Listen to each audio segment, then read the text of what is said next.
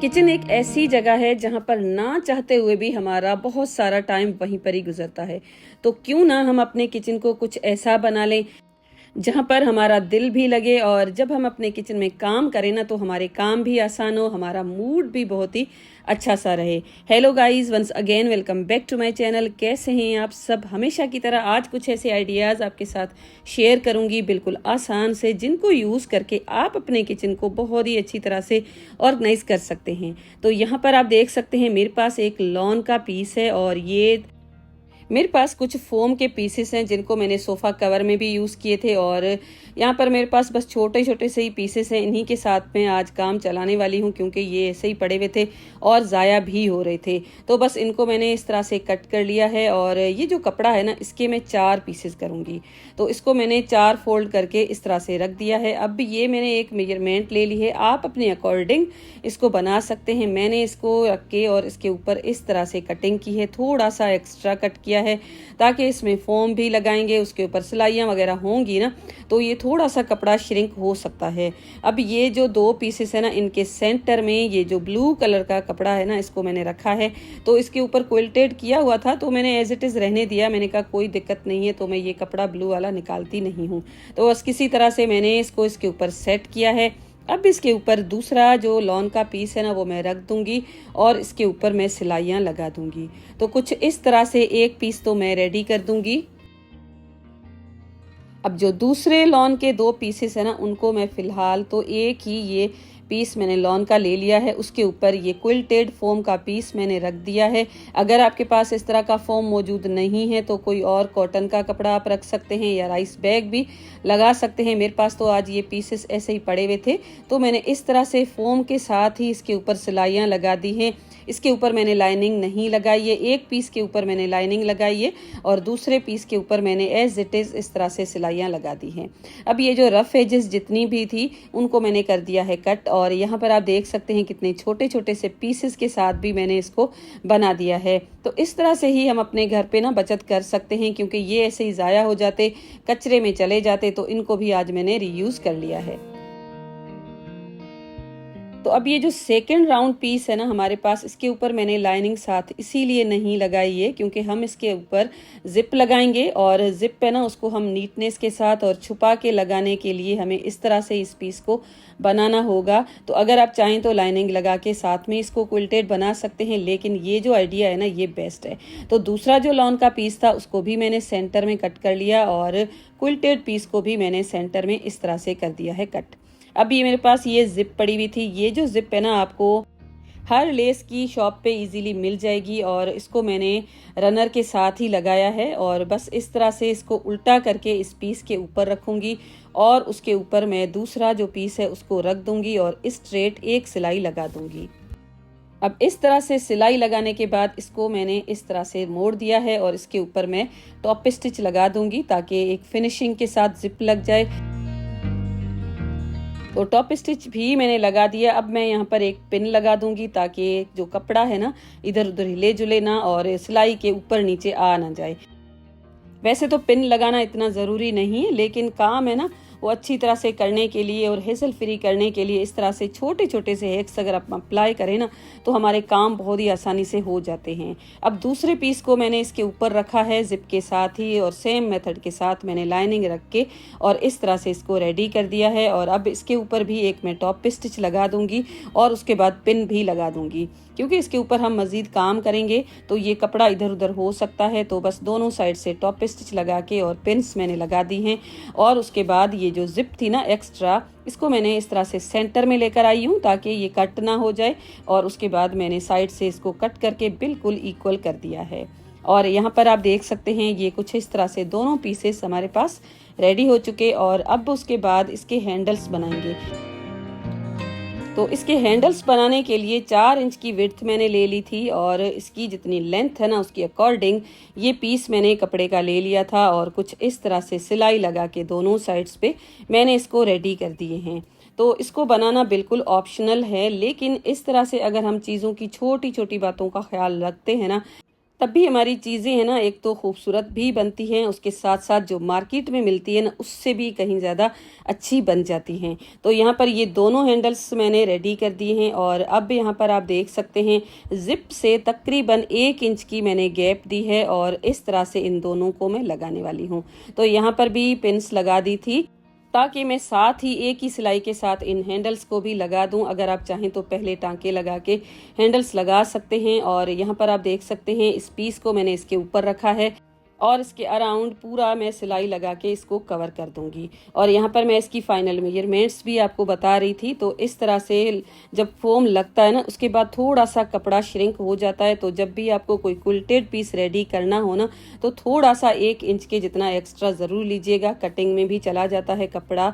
और यहाँ पर आप देखें इस पूरे के ऊपर मैंने सिलाई लगा दी है और यहाँ पर मैं ये पाइपिंग भी लगा दूंगी ताकि हम इसके अंदर रोटियों को स्टोर करेंगे, क्या पता कपड़े का कोई धागा शागा निकल ना जाए। तो इस तरह से पाइपिंग मैंने बिल्कुल उरेब में कट कर दी थी और इसको लगाने के काफ़ी बार मैंने वीडियोस आपके साथ शेयर किए हैं। बस एक सिलाई के साथ स्ट्रेट करके मैंने टांका लगाया, उसके बाद इस तरह से टॉप स्टिच लगा के और ये पाउच हमारे पास रेडी हो जाएगा। तो ये मल्टीपर्पज़ है और यहाँ पर पाइपिंग देख सकते हैं अंदर की तरफ चली जाएगी। अगर आप चाहें तो बाहर की तरफ भी बना सकते हैं। बाहर की तरफ से पाइपिंग लगा के काफ़ी सारे वीडियोस मैंने आपके साथ शेयर किए हुए थे। तो मैंने सोचा एक न्यू लुक के साथ चीज़ रेडी की जाए। तो यहाँ पर अगर आप बाहर की तरफ पाइपिंग रखेंगे ना तो हैंडल्स को भी आपको बाहर की तरफ लगाना होगा और जिप है ना वो भी ऊपर की तरफ होगी। लेकिन मैं तो इसको इसी तरह से यूज़ कर सकती हूँ क्योंकि मेरे पाउच में जो हैंडल्स और जिप लगी हुई है ना वो अंदर की तरफ ही है। तो बस इस तरह से मैंने इसको कर दिया है सीधा और एक क्यूट सा पाउच आपके पास बन के रेडी हो जाएगा। इसको अगर आप चाहें तो as a lunch box bag की तरह भी यूज़ कर सकते हैं। अगर आप चाहें तो अपनी रोटियों को भी इसमें स्टोर करके रख सकते हैं। एज अ ब्रेड बॉक्स भी इसको यूज़ किया जा सकता है। जिप के साथ हमने इसको बनाया है, बहुत ही अच्छी तरह से हम इसको यूज़ कर सकते हैं। कलर कॉम्बिनेशन का थोड़ा सा ख्याल रखिएगा क्योंकि मार्केट में जब आप लेते हैं ना इस तरह की चीज़ें तो उनके कलर बिल्कुल भी अच्छे यूज़ किए हुए नहीं होते। तो घर की बनी हुई चीज़ का यही फ़ायदा होता है कि आप अपने कलर चॉइस को जहन में रखते हुए इसको बनाएं। अब दूसरा जो आइडिया आपके साथ मैं शेयर करने वाली हूँ ना वो भी बहुत ज़्यादा आसान है और आपको ये भी बहुत ज़्यादा पसंद आने वाला है। इसको बनाने के लिए आपको चाहिए होगा एक पुराना टॉवल और कोई भी कॉटन का कपड़ा ले लीजिएगा, कॉटन का ले लीजिएगा ताकि आपका जो ऑर्गेनाइज़र है ना बहुत ही अच्छी तरह से बन जाए। अब उसको मैंने थोड़ा सा आयरन कर लिया था क्योंकि वॉश होने के बाद टॉवल है ना इस तरह से हो जाता है। तो आयरन करने के बाद इसके अंदर थोड़ी बहुत सिलवट्टें वगैरह थी वो भी निकल गई थी। और ये जो टॉवल के पीसेस है ना आप देख सकते हैं बिल्कुल पुराने हैं, इसके ऊपर कलर्स वगैरह भी आ गए हैं। तो इसी को मैंने यूज़ किया है। अब एक जो पीस है ना उसके ऊपर एक मैंने शेप ड्रॉ कर ली है। रैंडमली आप इस तरह से आराम से शेप को ड्रॉ कर सकते हैं। इसकी लेंथ और विड्थ वो भी मैं आपको स्क्रीन पे मेंशन कर दूंगी। अगर आप उसके अकॉर्डिंग बनाएंगे ना तो आपको और ज़्यादा आसानी हो जाएगी। तो पहले एक पीस के ऊपर मैंने शेप को ड्रॉ किया, उसको मैंने कट कर दिया। उसके बाद दूसरा जो पीस था ना उसके ऊपर रख के इसके ऊपर भी मैंने एक शेप ड्रॉ करके सेम और इसको मैंने कट कर दिया।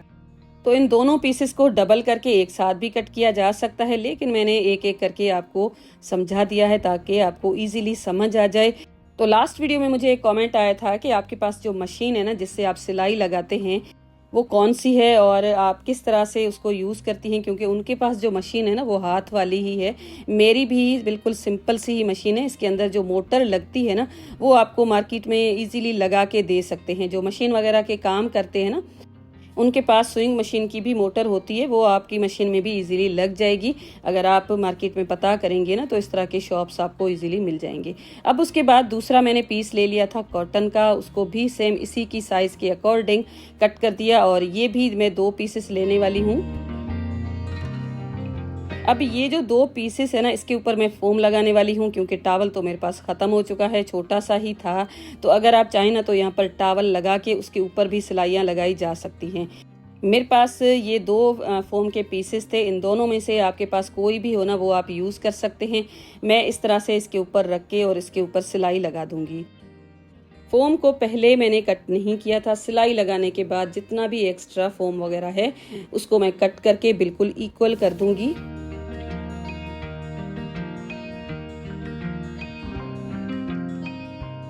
अब जो हमने पहले टॉवल का पीस कट करके रखा था ना उसको इस पीस के ऊपर कुछ इस तरह से मैं रखूंगी।